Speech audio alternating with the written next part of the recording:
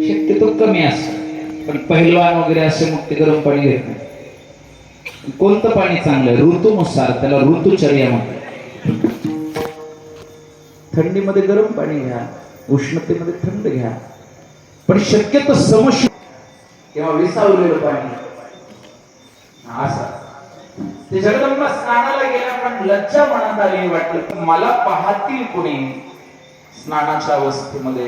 जगदंबेने आपला मळ काढला, दंडाचा, हाताच्या दंडाचा मळ काढला आणि त्या मळापासून, आता मळ म्हणजे मातीत सरळ सरळ, चेतना चेतनानां दिव्यत्वान् जगन्मातर्नमोस्तुते.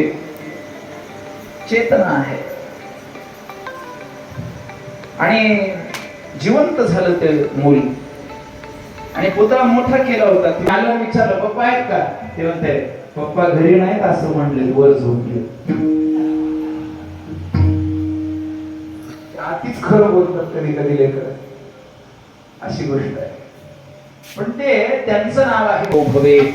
आले महादेव तिथं. आल्यानंतर महादेवानी हाक मारले, पार्वती पार्वती.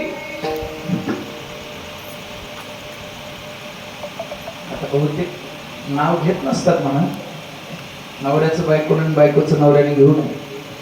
5 जणांचं नाव घेऊ नये स्कंद पुराणात वर्णन. इष्ट देवता नाम, गुरुनाम. आपल्या इष्ट देवतेचं नाव असं उघड घेऊ नये, त्याला काहीतरी जोडावं मागून.